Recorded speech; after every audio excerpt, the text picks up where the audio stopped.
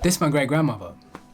She lives in Mauritius. The life expectancy there is 75, but she recently turned 100. It's not common over there, so there were news stories, there was a YouTube video made for her.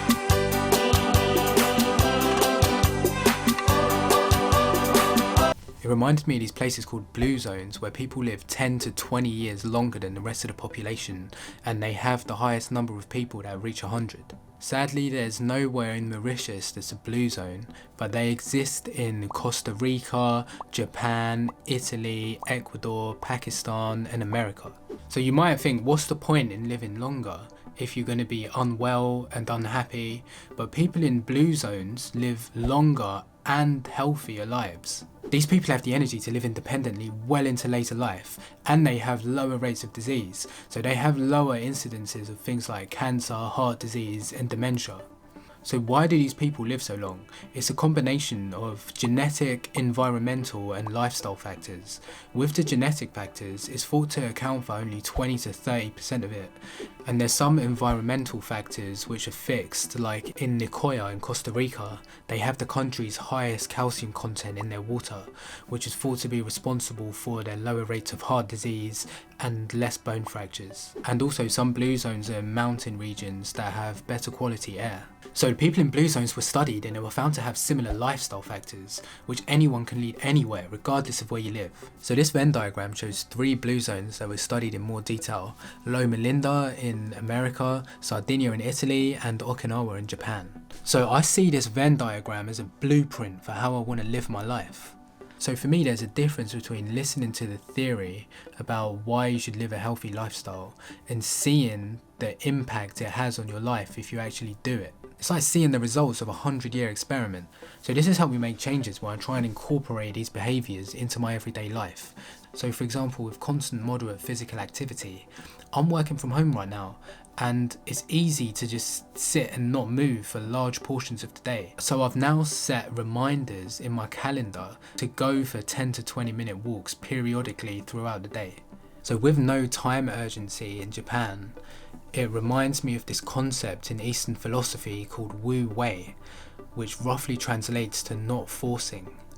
So when I feel myself rushing, I remember the concept Wu Wei. I can still get this completed without having to feel like there's an urgency. As they say, slow is smooth, smooth is fast.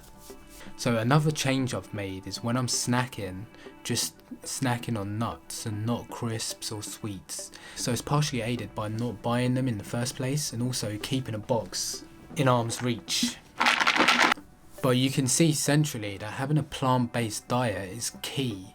So as well as being good for the environment, plant-based diets are good for us. So plant-based diets aren't just exclusive to these 3 blue zones. When you look at the diets of everywhere else, you can see that they have a very low percentage of how much meat they eat.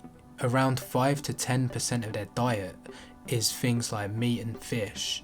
And their dairy consumption doesn't include cow's milk. In Sardinia, they drink mostly sheep and goat's milk, as well as their main source of grain being barley, not wheat, which is really common in the UK and US. So as well as what they eat, how much they eat for each meal was something they summarised as: eat breakfast like a king, lunch like a prince, and dinner like a pauper. So this is because people in blue zones have their biggest meal early in the day and then eat the least for dinner. So the research also describes eating until they're 80% full, which is a cultural practice in Okinawa termed harihachibu. Thinking back about my own behaviour, dinner was always where I had the most, but then I started thinking about why that is, and I realised that because of work I'm having a quick breakfast and lunch, but really taking the time out to have a proper breakfast and a bigger lunch will be more beneficial for me in the long term. All of the main lifestyle factors are described in a book by Dan Buettner called Blue Zones.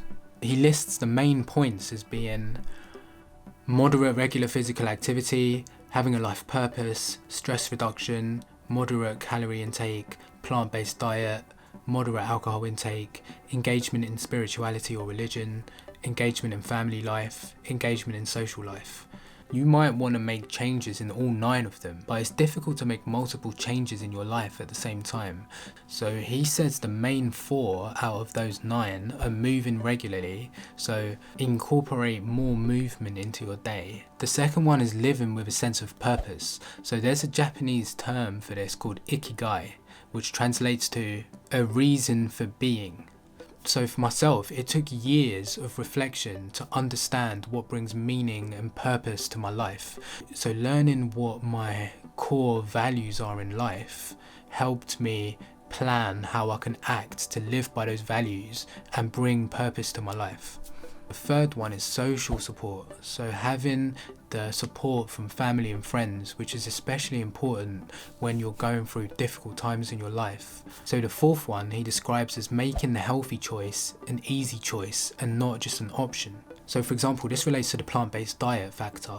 And it reminds me of something Naval Ravikant talked about, where he said if you can find healthy food that you find tasty and be able to combine those ingredients into a meal, that's a hack in a sense, where you get the long-term health benefit without sacrificing too much on the short-term pleasure. So that's what he means by making the healthy choice an easy choice rather than just an option. Thanks very much for your attention. If you give this a like, I guarantee you will live a long and prosperous life.